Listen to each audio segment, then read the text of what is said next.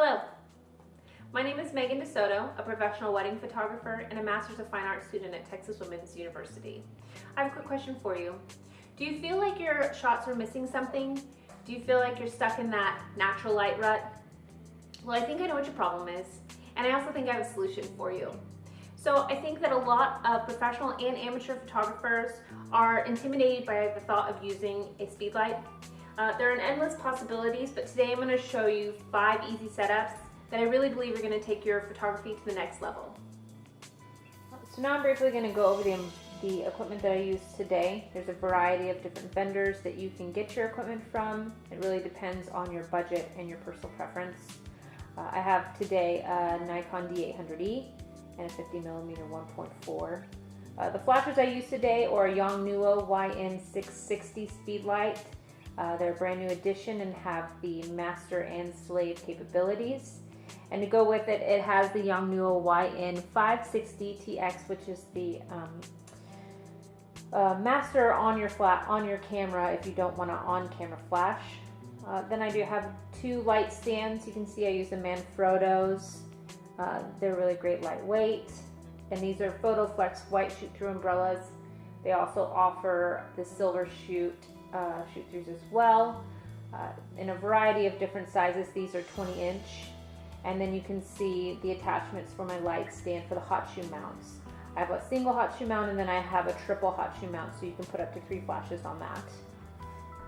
Alright, first guys, we're going to talk about Rembrandt lighting. It's a traditional portrait lighting technique that is named after the famous Rembrandt. Something to notice, you're going to get that nice dramatic light. It's going to come in on one side of your subject, and then you're going to cast shadow onto the other side of your subject. To get that true Rembrandt lighting, you need to make sure that the shadow that's on the nose is no longer than the nose and no wider than the eye. For my equipment today, I'm using this speed light and the softbox. When you're setting this up, you want to have it about 5 feet from your subject at a 45-degree angle, and you want to have the light 2 feet above the eye line of your subject. And so now I'm going to set up for my shot. I have my light set up, everything is ready to go. I'm going to go ahead and shoot. So you can see here in our final product that we do have that true Rembrandt look. We have the nice cast shadow that is soft onto one side of the subject's face, and then we're fully lit.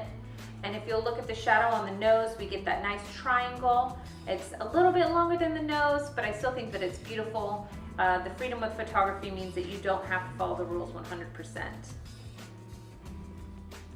So now we're going to talk about split lighting technique. It is very similar in Rembrandt in that you're going to get a dramatic look, but there are some modifications to it. The biggest thing about split lighting is that you are lighting your subject completely in the middle, so exactly one half of the side will be in shadow while the other is in light. Something to note with this lighting is that although it is dramatic and beautiful, it does show a lot of texture and imperfection. So if your subject doesn't have the best skin, you probably want to avoid this type of lighting. So you'll see my subject is standing here, and directly to the side of my subject is my speed light in the exact same setup. So we're still 5 feet away from my subject, and we're still 2 feet above, and we're pointed directly at that one side of her face. The other modifications you can think of when you're using this sort of lighting is you can use these white shoot-throughs. You can also use a silver shoot-through, which will give a little more direct light. There's also the honeycomb grid, and then you can use a reflector on the other side to bring a little bit of light back into the shadow if that's something you're interested in. So I'm going to go ahead and get ready for my shot, and I'm going to shoot. So you can see here with this split shot, we have that side that is completely in shadow, split right down the nose and right through the lip. And it has a nice dramatic look, and since we used that shoot-through umbrella, the shadow is nice and soft from light to dark. So here we're going to talk about badger lighting. It's also known as double back lighting. This is used as a dramatic lighting effect as well as the previous ones that we talked about. This one does emphasize the edges and angles of your subject. So depending on the modifiers you use, you can either have soft shadows or you can have more harsh. Here I have soft shadow because I do have a female subject, but with a male I'd probably want to use a honeycomb or silver umbrella so that I can really get definition in the jawline and the muscular structure.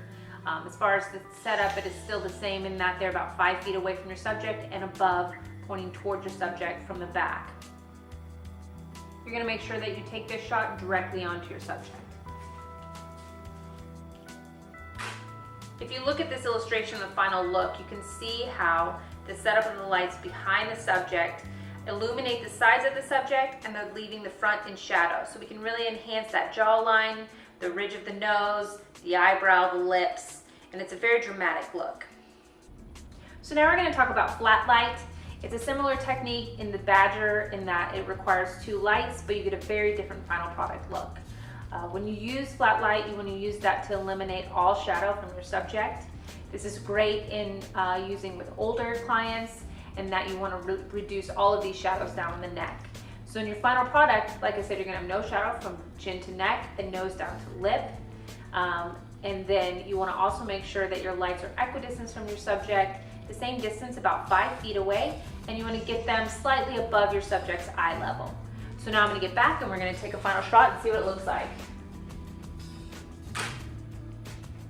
Looking here at this final image, you can see that there's almost no shadow on my subject's face. There's no shadow from the nose down to the lip, no shadow from the chin down to the neck.